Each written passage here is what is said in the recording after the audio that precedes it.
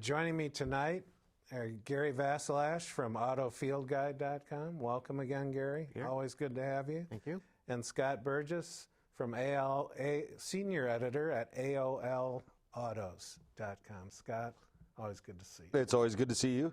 So, what's hot on your guys' tables tonight? What do you want to talk about, Gary? If we're looking for stuff that's hot on it. Did you go to Indy?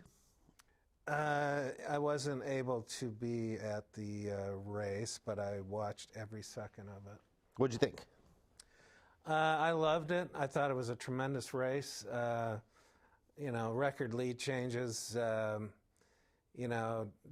is one of my favorite drivers because of the way he conducts himself and the fact that he's a real student of the history of the sport. He has a great deal of respect for the people who came before him. And, I have to give Sato all the credit in the world. He drove a great race, and he just decided, I am not going to finish second. And, he got down there in turn one, and I don't know if viewers out there saw this, but if you got into turn one and you tighten your line too much and put your left side tires on the white line, you won't be able to hold it, and you were going to be in the wall. And Marco did that, and then Sato did that. Did Dario give him enough room? Yeah, I thought so. If you're going for the win in the 500, did he pinch him a little? I don't think he pinched him as much as he didn't really move. So Sato was committed, and his back end came around, and that was it. But I thought generally I was real pleased. What about you? It's always a great race. Yeah. I'm more excited about the Grand Prix. Yeah. Coming this weekend. So you just because it was a oval race and you like road racing, or because it's? I think it's because it's Detroit. Back. I mean, you get to be a little bit of a homer, and it's the last time it was here, it was great. It was a really good day. 2008. Yeah, was that it? Is that long ago? Yeah. And then they told us it was going to be a regular thing. And well, it's a miracle it's back, and it's only back because really of two people, Roger Penske and Mark Royce at General Motors, who wanted to see it back. He's the one that decided that Chevrolet GM was going to get back into the engines for IndyCar. So those two guys deserve all the credit.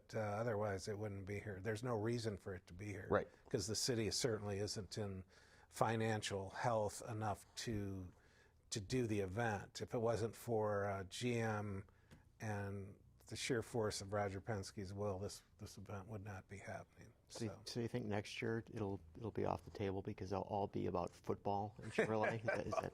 Yeah, I don't know about that. I mean, Joe Lewanick, the GM marketing chief, made huge news today. Well, he's been making news. We've talked about this. They didn't do the sponsored ads on Facebook. They pulled out of that. And Joel decided that GM wasn't going to be on the Super Bowl next February, which, as I pointed out on the site, there was a lot of hand-wringing, about that. But the reality is these car companies go hot and cold on the Super Bowl by the day almost. If they have a product cadence and an intro that's right around the game, there'll be a groundswell to be on the game. The fact of the matter is, Joel has been given the task of cutting money or making his money, making the impact for what he's spending be better. And so he decided to go with Manchester United and sponsor their tour in China. And it's a huge deal. I mean, will it pay off? They're trying to make Chevrolet and the gold bow tie a global presence and a global brand, but it's going to take a long time. So I love the opening paragraph of the news release about this that came out. It says Chevrolet's 5-year agreement to become, and this is all in caps, official automotive partner of Barclays Premier League giant Manchester United includes the creation of the Chevrolet China Cup as part of the Manchester United 2012 tour delivered to the world by DHL.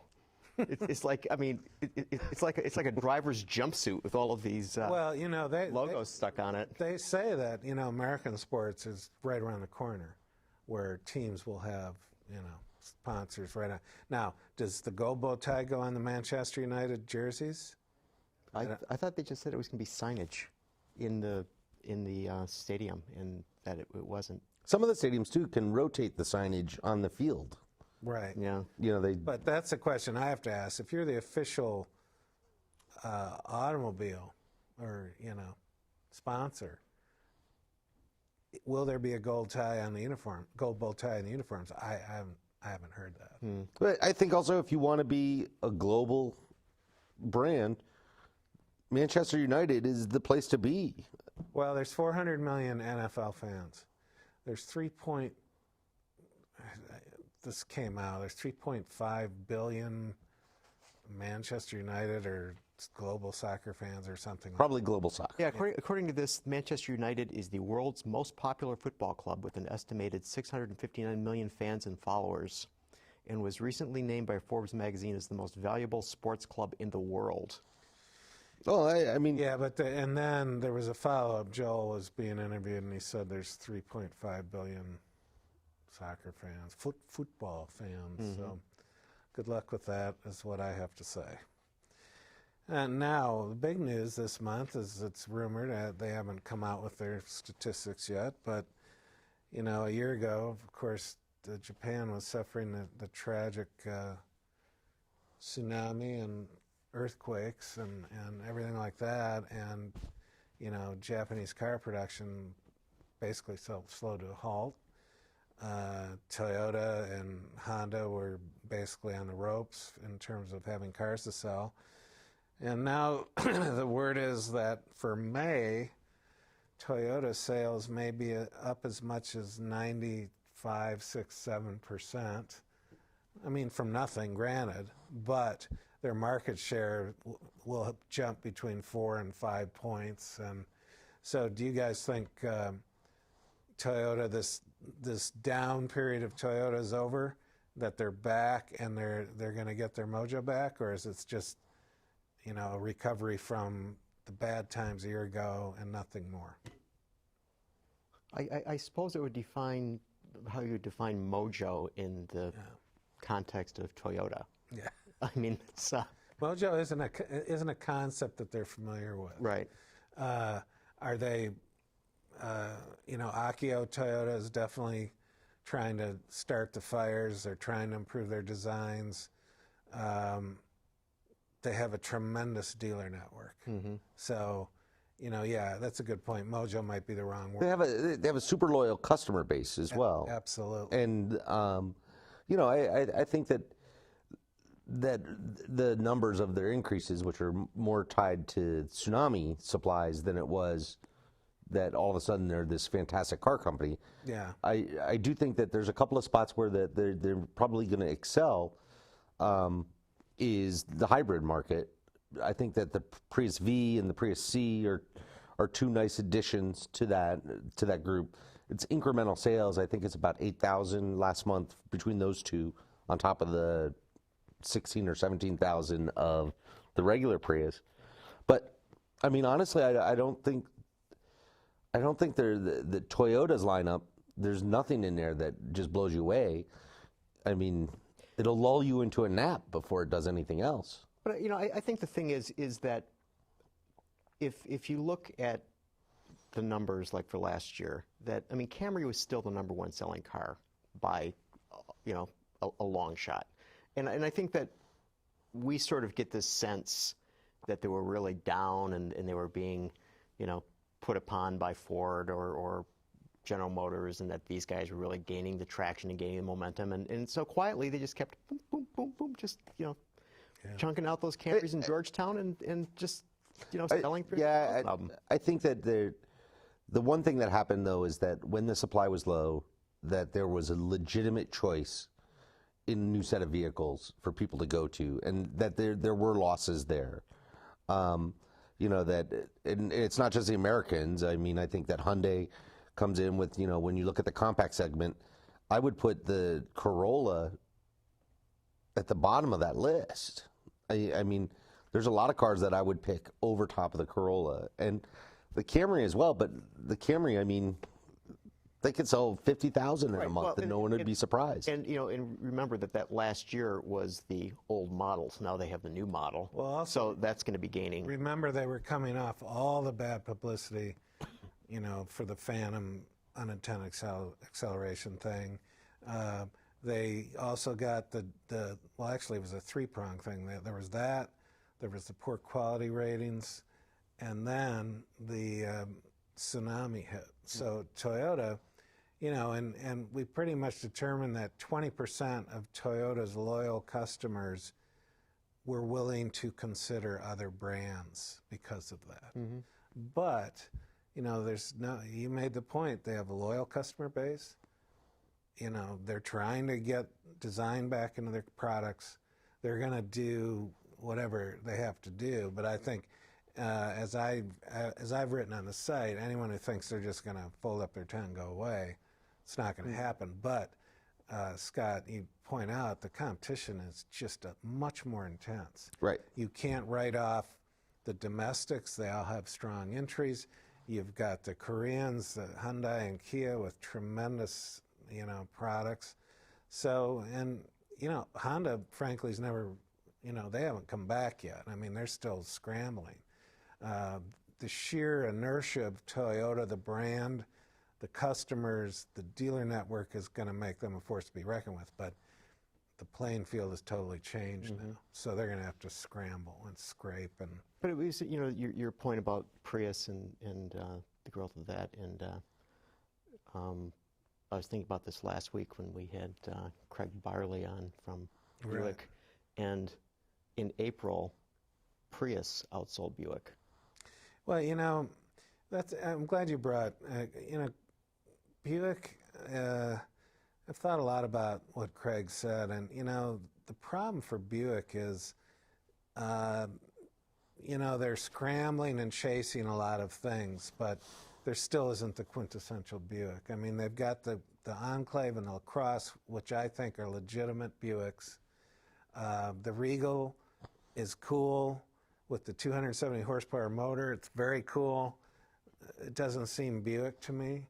And, Isn't that because it's an Opel? Yeah.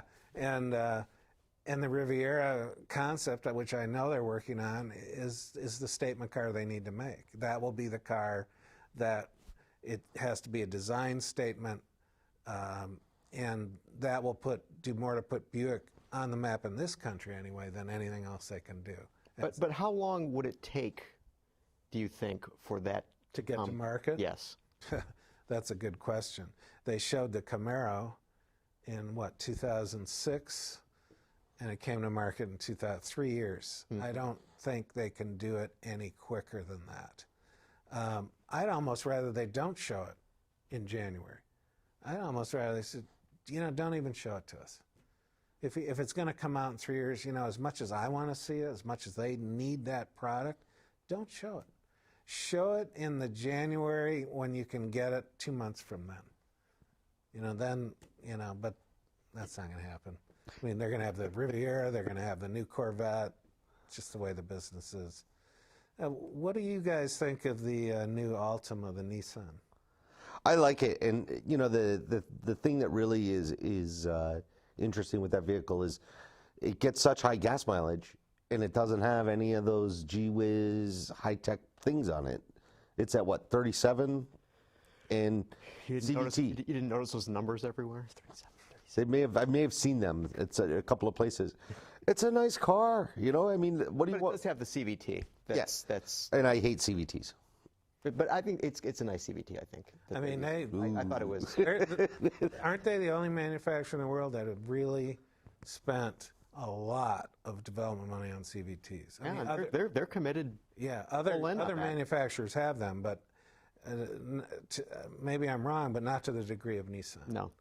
And what is it about Nissan as a brand in this country? I mean, they quietly go about their business and sell a lot of cars. Yeah, Altima was number 2 in terms of. I mean, it's pretty amazing because we always talk about Toyota, Honda, Hyundai, Kia, but Nissan doesn't get enough.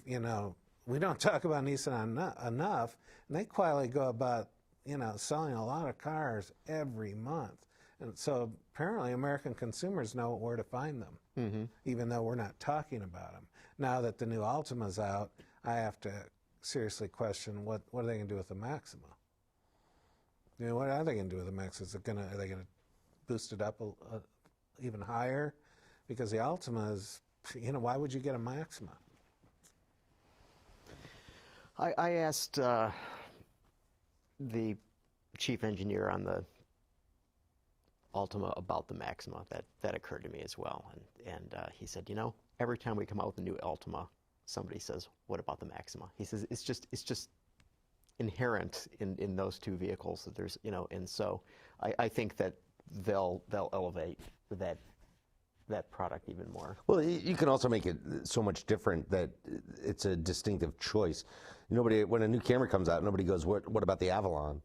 You know, right. or you know, the same thing with the Impala and the Malibu.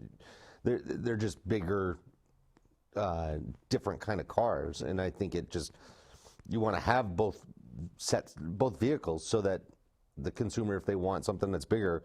I think the Maxima, though, when it was redesigned last time, was one of the few cars that actually got smaller. So why do we always ask that of Nissan and we don't ask them for the other car companies? Why is that? Because we don't think about Nissan very much. Yeah.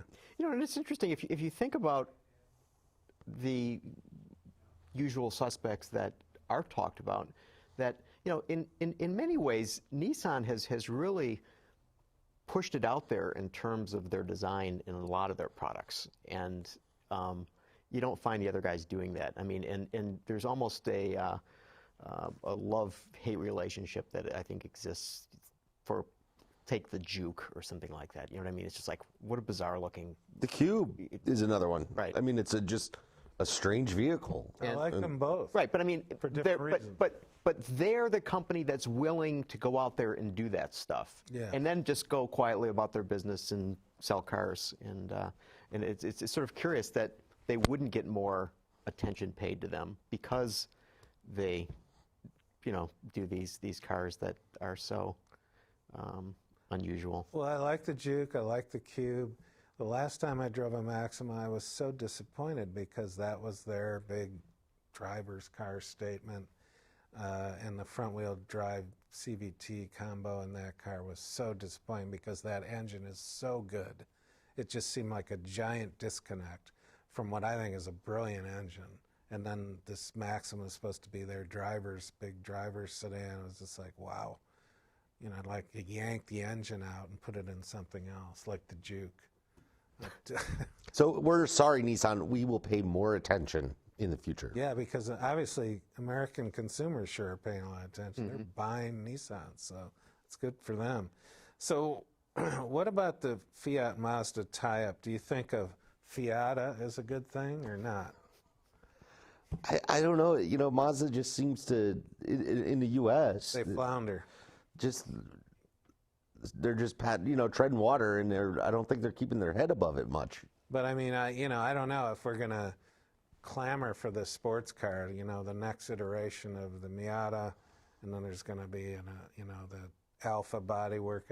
You know, who knows? Who knows what's going to really happen in 2015? We certainly don't.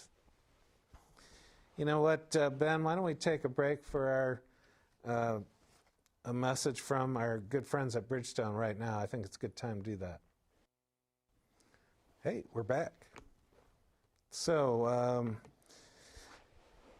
this is a good time to talk about A123 systems and the fact that the Obama administration dumped billions into battery company startups. Premature extrapolation, or is heavy patience required? This electric car thing. Heavy patience is required. You know, It's never going to, I don't think they're ever going to be as big as people think that they're going to be. Well, they're certainly not going to be as big as politicians in Washington and Northern California think they are. They're just not. Will they have a role? Absolutely. But I just don't see it. See, I think the thing is that if you were betting on where you'd place an investment that you'd get a good return, it would seem to me that would you put it in an engine plant, a traditional engine plant, or would you put it in a battery plant? And the thing that occurs to me is if you think about batteries, that it basically comes down to chemistry and software, okay? So both of those areas are, there's tremendous opportunities to radically change things in a blink of an eye, right? And so the engine plant, you can improve that, and they have to do a lot of things to improve that, but it's going to be this, slow, steady aggregate of changes that'll lead to something. Meanwhile, over here, I mean, it could become magical. I mean, it truly could. And I think that gets underestimated. I mean, look at the size of this damn thing that runs for hours and hours and hours, and we just think nothing about it. That's greeny claptrap. They've been working on batteries for 100 years. There's not going to be some giant quantum leap in storage technology for energy. I mean, we're better off looking at cellulosic ethanol or something like that, because I think that that everybody just simply says, well, the ICE is completely tied to oil, but it's not. If we ran out of oil tomorrow, there'd be a lot more development of all of these other ways. We would be using corn, we'd be using all of these different things to continue to run the ICE. And look how much better the ICEs get. I mean, in the last 10 years, we've seen cars go from moderately good gas mileage to great gas mileage. Mm-hmm. I agree that there may be a breakthrough at some point where all of a sudden, but we keep, because it's technology, we tend to assume that it's just like computers, and we're going to see this progression where everything, gets faster and faster and on this exponential scale. But it's not. It's batteries. You're right. It's a little bit of chemistry, but that chemistry can't change that much. And at the end of the day, you can, if you have a gallon of gas weighs, that has so much more energy stored inside of it than something the same weight in batteries. And that's where I think that we have this false hope in science or technology that it's going to come through. I agree that investment-wise, you would think that green technology would be the place to put your money. But at the end of the day, the ICE plant is the one that's going to be continuing to make engines that drive. Well, and I don't dispute that at all. But plus, I wanted to use the word claptrap at some point during after hours. Yeah, we like that. But I interviewed a guy today from Boeing, and we were talking about advanced composite materials. Okay, so the 787 composite airplane, right? Now, who'd have thought that? Well, airplanes ought to be made out of aluminum. Yeah. Airplanes need rivets. Airplanes need all this stuff. The entire plastic airplane model industry thought of it years ago. Revell, yeah. But so and I'm talking to this guy, and I'm saying, well, it seemed to me like this is an overnight sensation that suddenly we, voila, here's this airplane. He goes, no, you don't understand. He said, we've been working on this since the 70s. We started small, and we just kept, and finally here it is. Well, and that's where the future's going to be. It's a 30-year overnight success. Right. The original stealth fighter was a lot of composite. The B-2 is composite. Then the new fighters are, electric airplanes. That's the next step. Oh. Have a long extension cord. Heaven help us. No, but if you think about, you think about the stealth fighter, and that's a very good point in terms of the materials development, because that was funded by the military, and the military is very interested in finding the ways and means to use vehicles that don't run on gasoline, because the tremendous expense also of moving that stuff. Also noise. There's that too. I believe most of the military vehicles run on diesel. But fuel. Yeah. Well, and I've said this before, we're going to have a kaleidoscope of vehicle propulsion options, choices going forward. There isn't going to be one magic bullet. Will there be a voila breakthrough with batteries? You would think so, the way things happen. If not batteries, battery charging time. But you have to be able to go up to the pump and plug it in. But technology is an odd thing. And example, our hottest, the world's most unbelievable airplane, the F-22. They've discovered that there's something going on with the oxygen system in it that is blacking out the pilots to the point where they come back and they don't remember the mission or anything. And so they've grounded the planes except for short hop missions within range of the base. I mean, you know, and it's a simple thing they're looking at, but you know, this plane is basically non-combative state because of it. So ICEs, you said 10 years, the last 3 years we've seen ICEs get tremendous improvements. Nissan Altima. No, it's Talk about Nissan because I was following. yeah. Well, good to work at Nissan again, But you know, I mean, will there be a magic bullet that comes from battery development? There's so many great minds on it right now. Yeah, I would think there might be. But are we all going to be, you know, politicians in Washington, Northern California think that, you know, 80% of the U.S. fleet's going to be electric by 2025. It's just not going to happen. No. It's not to that scale. It just can't. So, yeah, I would rather see I would rather see the magic bullet come from cellulosic ethanol. I would rather see the magic bullet come from turning trash into fuel. And, we're going to be waiting for that, but I really believe in that. I believe in the minds developing or devoting their time to it. I hope they're... But hasn't that cooled considerably? The turning garbage into fuel? The whole ethanol thing? yeah, I haven't heard much about it. And I mean, I was Well, mostly because cellulosic ethanol, they're still working feverishly on it. it was supposed to be done a couple of years ago, right? Yeah, I mean, it seemed like every other week there'd be an announcement like, okay, we've got this plant that's turning wood chips into, you know. Well, I actually think it's a brilliant idea, and I hope they pull it off, because that would really be great on so many levels. I want Futurama people tubes.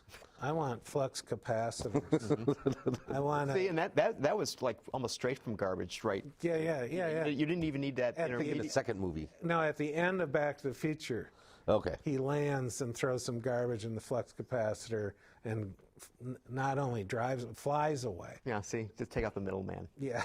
Take the trash right out of your house into your car. That'd be a beautiful thing. So we've reached the 30-minute mark in this program, and if you probably have noticed that there is a white Corvair in the studio, and it's a recent purchase by Scott Burgess. So I'm going to ask Scott to just tell us about it, because, you know, Corvair is one of my favorite vehicles in automotive history, actually. For a long time, I'd been looking for a 64 Corvair convertible. That's the only car that I wanted to buy. I don't really have any special reason why that's my favorite car, but it is. I've always loved the Corvairs, and I've always loved the first-gen body style over the second-gen body style. I think it's mostly because I love cars from the 60s, and to me, this is one of the most revolutionary cars that GM ever made, because it was so different than anything else they were making. It's a V6, or a flat six in the back. It's a bubbling 110 horsepower. There's also a turbo edition, which I think was 140 horsepower. Yes. And but everyone had told me don't go near the turbo because it'll run well. It'll run well once. Well, and then, you just need the right people tuning on it. I mean, we had. Let's see, I forget. The year before the turbo officially, when was the first turbo? 64? I think so. Spider? Yeah. Bill Mitchell did a 63 Monza Coupe for us. Special. It was red with a GM design, put a white stripe down the center, and they put the turbo motor in it before they came out. And, you know, it was a pretty cool, it was a radical car. Now, radical in the automotive world? No. Radical for a U.S. car company at that point in time? Yeah. Now, what was the Corvair in response to? Was it in response to anything, or did they just want to do? well, it was the new the Comet? It was. They were coming out with new compact cars. Everybody wanted the compact cars, which apparently I read on Wikipedia that Mitt Romney's father, George, came up with coined the phrase compact cars. The Ramblers, and he He was a big. He was. It wasn't Nissan? It could have been Nissan, but He was a. He was a big proponent of small cars. and you know, I've heard some people say that if the Corvair had come out in 1970 instead of 1960, it could have been much more successful. Well, typical GM, you know, Why? Well, Gas mileage. Yeah, after the Ralph Nader thing, the 65, 66, 67, 68, 69 Corvairs were really good. Yeah, Great suspension, handled great. I had a 69 Corvair and I loved it. We raced a 65 Corvair, an A sedan. It was a great handling car, and it's just too bad. But, you know, GM had a history of that.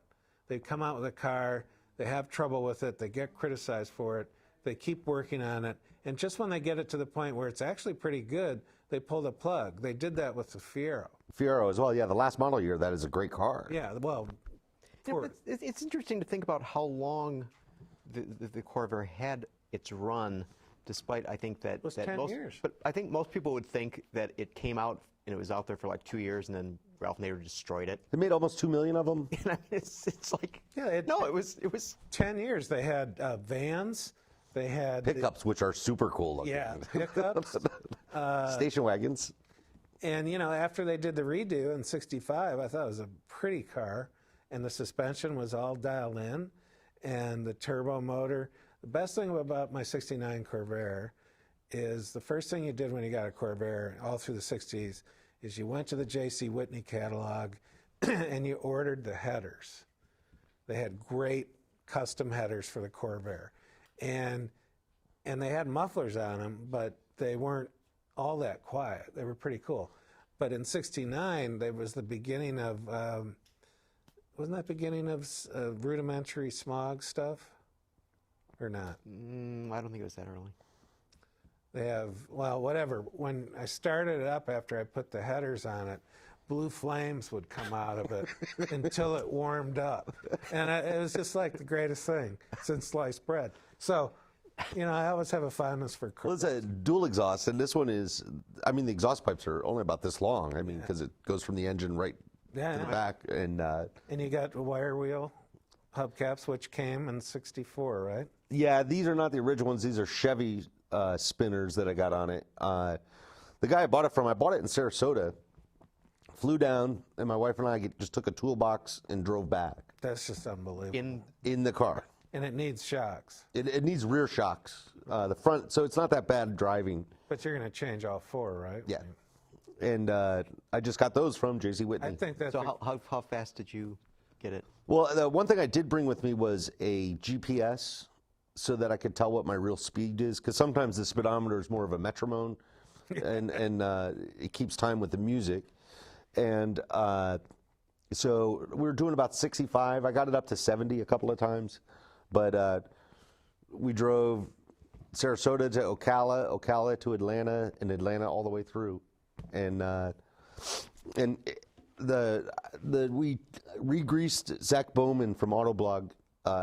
It lives in Tennessee, so we stopped by to see him, and we redid the bearings on the driver's front because there's vibration that was a little bit more, a little bit more, a little bit more. So I think it was a good 30-year-old grease that had been in there, and we probably had wheel play of about 2 inches each way.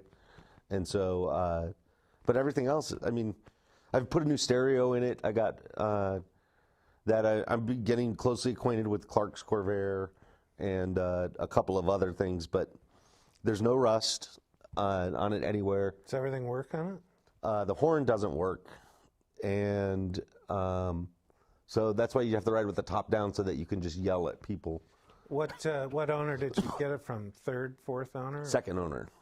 But you know, the fact that you two flew down there and just drove it back is is pretty ballsy. Well, you know, we had a credit card that if we have to tow it and then put it on a flatbed, we would truck it back. We knew that might cost $1,000 or so to do that. One of the things that U-Haul doesn't do is allow you to rent pickup trucks for long trips. So you would have to rent one of their bigger trucks to put it on there. The other thing I did was I joined the Corvair, it's like Corsa, the Corvair Owners Society or whatever. And that gave me a list of every Corvair owner member that was along I-75.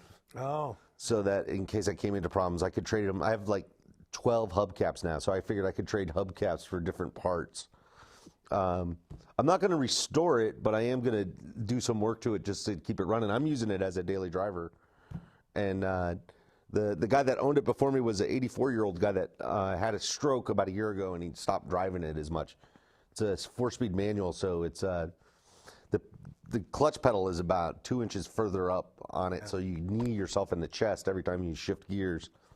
And third gear, finding third gear is kind of an art. You're like, there it is. But, you know, my dog likes it, my wife likes it. It's a fun little car.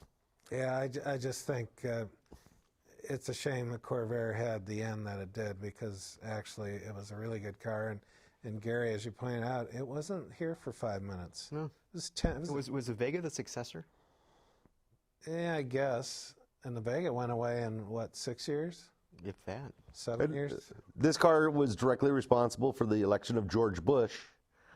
In fact, that the Corvair is what gave Nader his first preliminary success, who then parlayed that ultimately to run for president in 2000 and cost Gore the election, and thus Bush winning. So if we would have gone with your theory and come out with that car in 1970, could have all been different. They would have all been different, yeah. Could have been president. I could have been president, or Al Gore.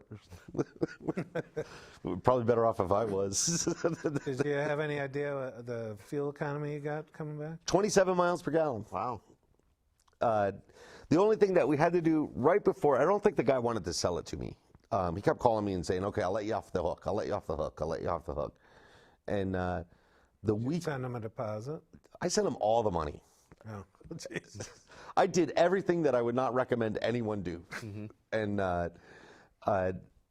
you know, because a bunch of people were like, what if he's scamming you? And you're like, he's not scamming me. And then originally he wanted, I think, $4,800 for it. So I call him, and then I go to pay him. I'm like, okay, I'm going to write you a check. He goes, oh, but it's going to be another $500 for all this other work I just had done. And you're like, okay, you know, the guy's upselling me, so I'm going to negotiate it down. And I was just like, okay, whatever, I'll pay. Wrote the check, sent it down to him. And You had him do the work before you went. yeah, and then a week before, he goes, I'll give you all your money back because I'm starting to get vapor lock, which is real common with these cars. And I was like, he had a mechanic, and I'm like, can your mechanic install an electric fuel pump? And he goes, yeah. I'm like, as long as it's not more than $300, don't call me, just have it done. Make sure it's done by the Friday I get down there. Sure enough, it was. I've never had a vapor lock on it, even on the really long drives. And the only thing I did do was I had to readjust one of where the on the top of the carburetor, where the hell's it called, where the air thingamajig fits on top of it. One of the bolts had been bent. And so I just took a metal strap, and what they tried to do was use a cork gasket to try to fill the gap. And so then at the end of first gear and second gear, it would just like miss. So we just took some metal straps and bolted it in there so that it would hold on. I haven't even fixed it yet. I just still have those metal straps holding it. So what's on the list? Shocks? Are you going to do an alignment? The alignment's fine right now. Okay. I think that Detroit is not going to be friendly for the alignment of it. I got to get a new roof. That's the other thing I got to do. Does the top work? It's an electric top. Does it work? Yeah, or it's like 35, 40 seconds. How's the material? Paper thin. So where would you get the top from? Clark's Corvair. But I did read a lot about guys that were installing it. They said the best thing you can do is pay $300 for the top and pay $500 for somebody to put it on for you. Yeah. And somebody who's done it before. Because you can get wrinkles in it and you can't ever get them out. And I've got that, and then That's a white top or a black top? white. And then I need to find what the best thing is to clean the vinyl with, because I really want to. I think that they had like those taxi beaded seats. Go to Griot's Garage. They've got some awesome vinyl cleaner. Yeah, because I heard that some people said gasoline works. And Gasoline? Oh yeah, great. and you're like, I smoke in the convertible. Yeah, rub gasoline all over it. That'd be really good. Now check out griotsgarage.com, I'm sure, because their vinyl cleaner is pretty pretty good. But the interior, there's no tears. It looks like it's new carpet in it. But Lights work. lights work. It's got an old car electrical system. So some stuff works some of the time, most of the time. You know, your brake lights, you hit your brakes and one brake light comes on. Next time you hit your brakes, both brake lights come on. Next time, no brake light. No brake lights come on. I will say if you're in front of an old car, and this is drums all the way around, don't hit your brakes really fast because my stopping distance is not nearly what your stopping distance is. And Are you gonna put new brakes in it? I'm thinking about doing a conversion and convert it to discs. A lot of people say that that's a really good thing to do. And I also want to change out the generator for an alternator. 64 was last year GM used generators, so things like this big. Well, How many miles do you have on it? 97,000. 97,000? Yep. Wow. well, that's great, Scott. I'm glad you brought in. It's cool. Plus, it gives the after hours that certain used car smell of gasoline and oil and asphyxiated here pretty soon. So we're going to take a break now. Hey, Ben, let's hear from our friends at Chevrolet who are nice enough to sponsor the show. It was more than a car to him. It really was his baby. Oh, no. That's my old Chevy. Dear God. And you know what, Ben? I think it's that time. I think it's time for rapid fire. oh, they got it back. You didn't have that last time. So here we are for rapid fire, which is some viewers' favorite part of the show, and other viewers, they're sick of it, but okay. JJ says, America's dripping in a lifetime supply of natural gas. That is the way to go if you want energy independence. Okay. It's not a question, but that's all right. Tom, has either of your guests ever heard of the latest on the brink of generating electrical power shown on a website called www.blacklightpower.com? An exciting new technology promising 100 times more than it just goes away. Okay. Comment from Tim, headquarters of Fiat Industrial, is moving out of Italy to the suburbs of Chicago, Burr Ridge, registered as Netherlands Corporation. Things to come? Yes, I absolutely am convinced Sergio Marchionne is going to move the headquarters of Fiat to Auburn Hills. I don't have any doubt in my mind. Oh, Is there a tax advantage to that? No, he's just sick of Italy. so wasn't, I mean, didn't Fiat Industrial Equipment buy, what was it, J.I. Case? Yes. And J.I. Case is based in Racine. Yes. And So it's not a big conspiracy, but I do think that Italy, Fiat headquarters will end up in Auburn Hills. Danny Boy from Cleveland says, gentlemen, while no one was watching, the new SRT Viper was dating the BMW Z4. They had an after-hours encounter, and the offspring was named BMW Zagato Coupe. Comments? Yeah, it's my least favorite Zagato design. It looks like, you know, I don't know what they were thinking. I mean, it's nothing new, nothing elegant, nothing sexy that a Zagato body usually has. So, major league disappointment. You've seen this? Yes. I don't like it at all. you didn't seem to indicate that? Yeah. I couldn't tell, could you? No, I wasn't sure. Frank says, it seems to me that if GM wants Chevy to be a world brand, Opel will be a hindrance. Opel is not now, nor will it ever be, anything but a mainstream brand. It has no purpose in GM's portfolio. Well, I don't know. GM is chasing their tails right now over there in Europe trying to make the Opel thing work, and all I can say is good luck with that. I think they're trying to make it work because they have to on the political side. Yeah. At the end of the day, they would like to get rid of Opel and see Chevy take all of those Opel customers. See, wouldn't it be more natural for the football sponsorship to be Opel rather than Chevrolet? I think they already are. Oh, Well, They're some team, I'm sure. you know, GM, they are absolutely committed to make Cadillac and Chevrolet serious global brands. And so, really, when you look at it that way, it makes more sense for Chevrolet because Opel's never going to get there. They just don't have the product. They want to make Chevrolet the Cadillac of regular brands in Europe. Jim what does asked, that do for them? Well, Seriously, I mean, I don't what is know. They just believe that in China and that whole region there, that they need to have the gold bow tie and Chevrolet be on the tips of everybody's tongue as, oh, that's a Chevy. But I mean, do you think in Western Europe that Chevy would resonate as well as Opel? I don't know. They've been racing the Chevy Cruze in the touring car championship over there, factory team. They've been trying this for 3 years, and now they're really starting to really lay the cash on it. I don't know. Will they be successful? I don't know. Jim asks, is there any chance of more Regal GS variations like a coupe? Don't know. Hope they do Riviera first. Jay Cujo says, why do you think the XTS is doing only so-so in the reviews coming out?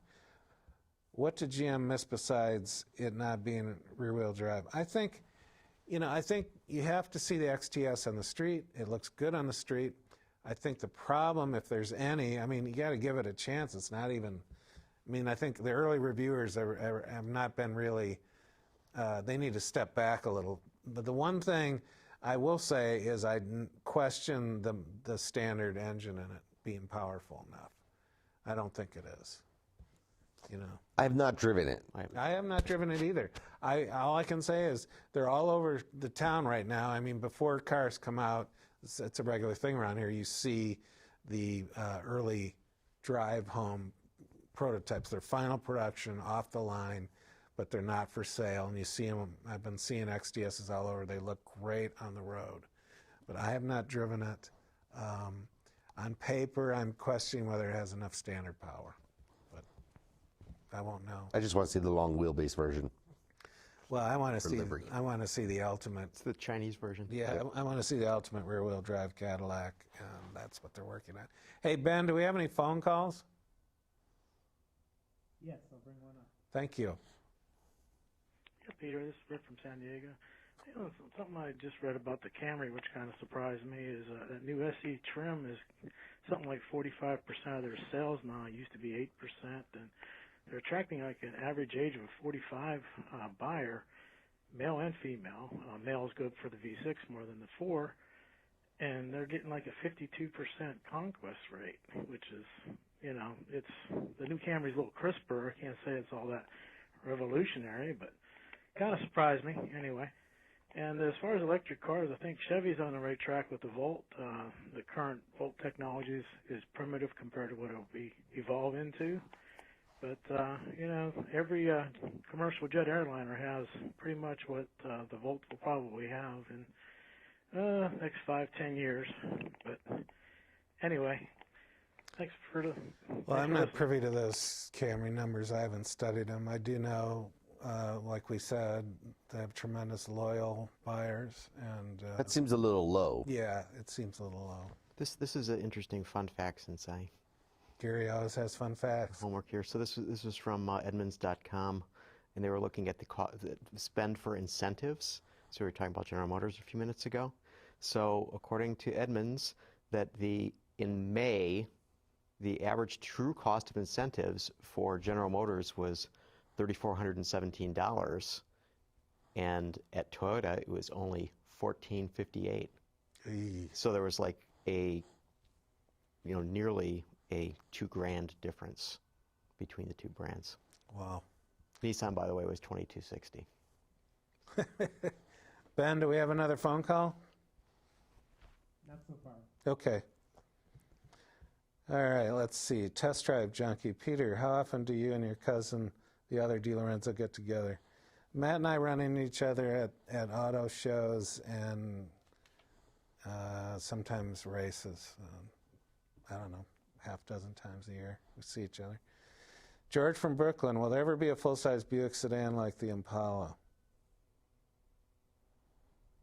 I hope not. I hope that Buick doesn't.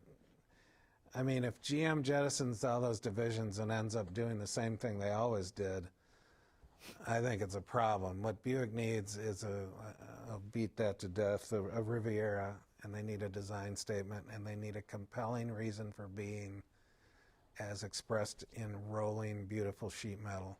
And they don't need a clone of the Impala. Comment from Chuck Grinsey. Should have maybe Buick got the G8 as the Grand National instead of Chevrolet's SS. Buick's never going to win that.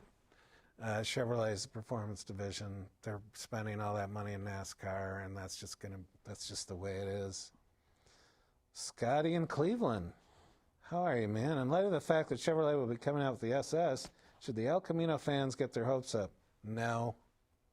Please don't. It's not going to happen. Which SS? The new SS that GM's coming out with, which is basically the civilian version of the police car. Oh, okay. And then they're going to run it in NASCAR, but they are going to sell it as the Chevrolet SS. I actually think it's going to be a cool car. Rear-wheel drive, V8. So I was thinking, when there was the pickup version of this Corvair, so there was an El Camino at the same time? Yeah. So they basically had two cars like that? And they had the GMC version. Right? Yeah, the Corvair pickup is really cool. Yeah, it is.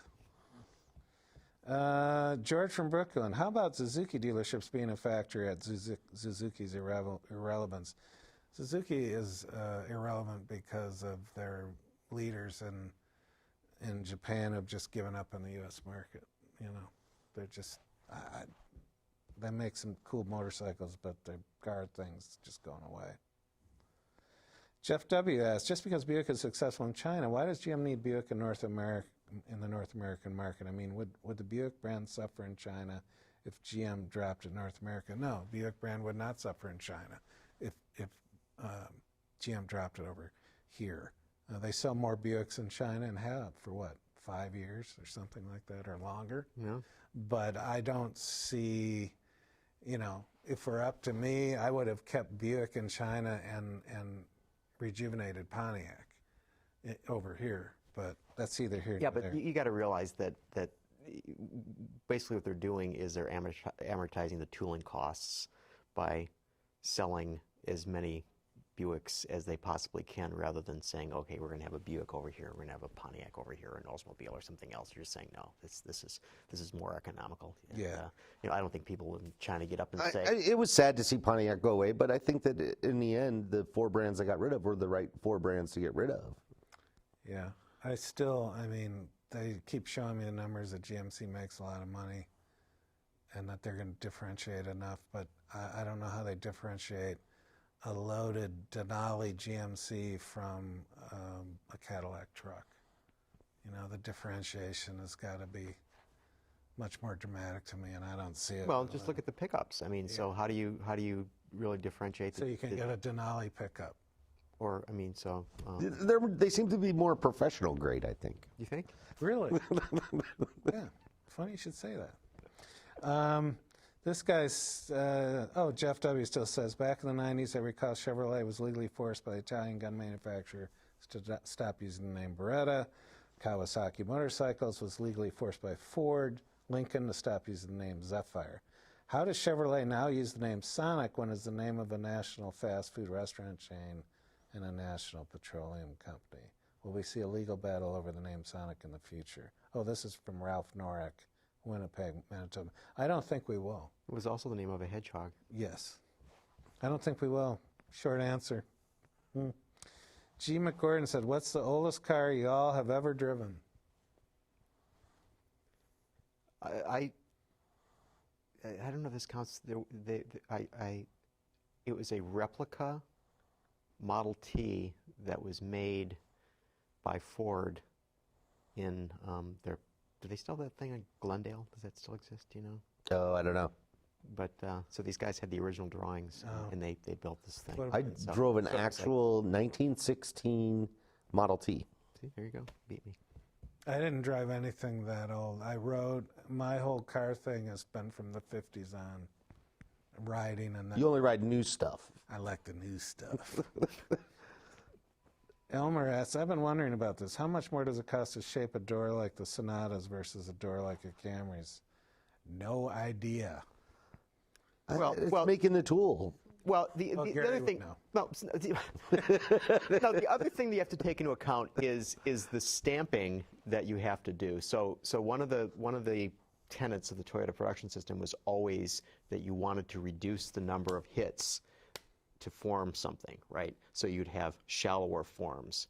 So so that is, the reason that they do have that crisp line in the new Camry, but compared to the Sonata. But again, that just comes down to more hits and cutting away more metal. Yeah, that's going to cost you some, but pretty much a die is a die, and it's not going to be that much more expensive. It's all the other ancillary things.